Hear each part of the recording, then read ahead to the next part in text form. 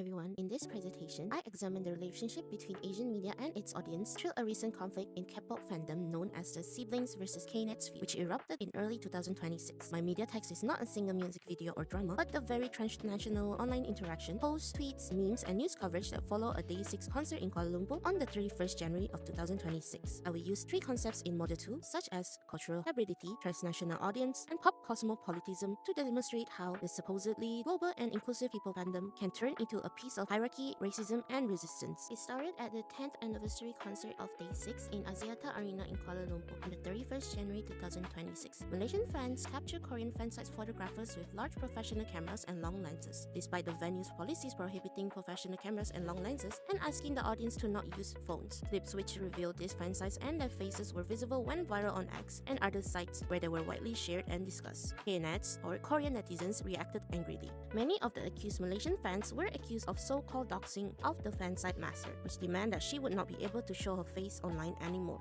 Some claim that the local fans were hypocrites since they recorded with phones anyway, but only Korean fans were targeted, and they framed fansites as valuable contributors who provide quality photos to global fans and help promote the group. Within a very short time though, the discuss changed to concert regulation, racism, and hierarchy. K-netz remarks started to ridicule the Southeast Asian fans as poor, told them to support their own artists, and used racist language referring to the Southeast Asian women as monkeys. One of the most frequent quoted insults pitted the polished K-pop music videos with rice-field envies, ridiculing Indonesian and other Southeast Asian productions. The fans of Southeast Asia reacted together under the hashtag SEAblings, the combination of Southeast Asia's and siblings used by the fans in Malaysia, Indonesia, Thailand, the Philippines, and Vietnam. They claim that in case concerts are organized in their countries, Korean fans have to follow the local regulation and accuse K-netz of arrogance and entitlement. Other siblings retaliate by pointing to the social ills in Korea such as low birth rates, high suicide rates, pressure surrounding plastic surgery, and suggesting that Korea is not as superior as K-netz claim. By mid-February, the feud had grown to the call of boycott. Posts encouraged people to stop watching K-dramas, stop purchasing Korean beauty products, and avoiding traveling to South Korea to go on holidays, arguing that C fans make up a massive market to Hallyu. Global and local media outlets referred to the incident as an online war across Asia that brought to the surface long-simmered racial tensions in K-pop fandoms. This messy and emotional conflict is my media text. Now I will demonstrate how three concepts of Model 2 can assist us in understanding what's going on. First, I apply the idea of cultural hybridity. In topic 2.2, Jin and Ryoo discuss K-pop as an hybrid genre. Music and visuals are combined to incorporate Korean elements and Western pop to gain popularity among international audience. Yoon changed the focus to the lived experience of cultural hybridity of fans, claiming that the global K-pop fans' creativity merged the Korean popular cultures to their local identities and practice. The case of siblings versus K-netz feud demonstrate that such hybridity is not always even and smooth. Korean fansites identify themselves as the key producers in this hybrid ecosystem. They invest in traveling and equipment to create high-resolution image that circulates across the world and help idols to become visible. This is the reason why some K-netz claim that Malaysian fans should appreciate or protect fansites instead of exposing them to relative minor violations of rules. Nevertheless, the Malaysian and other Southeast Asian fans demand that hybridity should not ignore local situations as well. To them, being a fan means being a follower of the rules of the venue, views, and personal instructions in their home country. When K-netz discard such rules and frame C fans as jealous or ungrateful, siblings understood this to mean that the Korean fans are claiming a superior status within the hybrid space as though real K-pop cultures belongs to the Korean and C fans are mere passive consumers. The ensuing conflict indicates that K-pop fandom's cultural hybridity is stratified. Theoretically, hybridity is supposed to blur the boundaries between Korean and non-Korean participants, but in practice, Korean fans can proclaim the interpretive authority, whereas Southeast Asian fans are insisting on recognition of their own norms. It is namely the struggle of who should be the one to determine what is considered proper fandoms that Yoon with his concepts of lived hybridity help us see. Second, I draw on the idea of transnational audience from topic 2.3. A geocultural approach is proposed by Athique, who argued that the audience of media is formed across borders, not on equal terms. There are central and peripherals even within the media flows of the region. In the Korean wave, South Korea is a cultural center, exploring music, dramas, and variety shows with other countries such as Malaysia, Indonesia, Thailand, and the Philippines being key consumption markets. The feud is reported to have seen Southeast Asia compromise a large portion of K-pop streaming, concert attendance, and merchandise sales, and many young CE fans travel to Korea as tourists is part due to K-pop. In the siblings versus K-netz debate, K-netz remark frequently put C fans in a subordinate or inferior position. Some of them told them to support their own artists rather than meddling in affairs of Korean fandoms and mock C economies and local music industries. This means there is a hierarchy where Koreans are envisioned as proper audience and C fans are the secondary outsiders, though C is a large market of Hallyu. Siblings movement can be interpreted as a pushback by transnational audience. Indonesia, Malaysia, and Philippines posts argue that without C, K-pop would not be this big, and some call on coordinated boycotts of K-drama, K-beauty, and travel to Korea. This proves the point that transnational audiences are not passive as stated by Athique. When they feel the center is disrespecting them, they can mobilize their economy and symbolize power across borders. In this way, the notions of transnational audience assist us in understanding that it is not just fans fighting online, but a fight over position and recognition within a region media economy. Third, I apply the notion of pop cosmopolitanism in topic 2.1.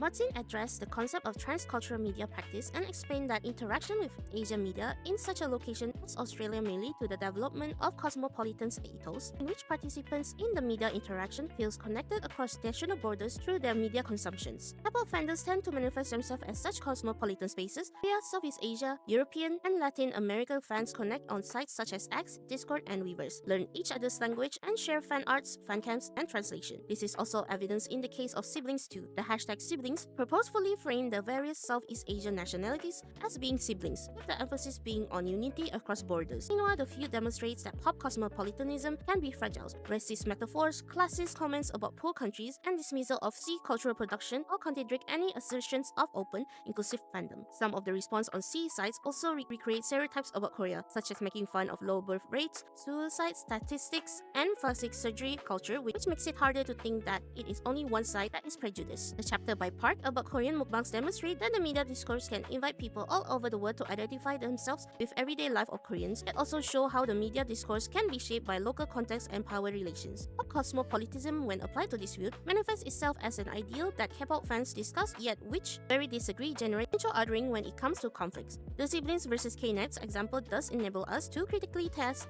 the more optimistic view of transcultural politism that Martin have. In conclusion, the media text of SEAblings versus K-netz feud is a significant piece of media text to comprehend Asian media in transition. It reveals how K-pop fandom cultural hybridity can be a place of contestation over the legitimacy of the practice of other groups. Southeast Asian audience of Korean soft power are not passive consumers of this soft power, but rather active participants who are capable of mobilizing economic and symbolic forces. Fandom produces and undermines pop cosmopolitanism. K-pop is a way of connecting people across the border, but at the same time, racist and hierarchical attitudes demonstrate the fragility of cosmopolitan ideas. Locating this online conflict within the context of the concept and readings of Model 2, we can see the relationship between Asian media and its audience as dynamic, unequal, and constantly negotiated. So, thank you.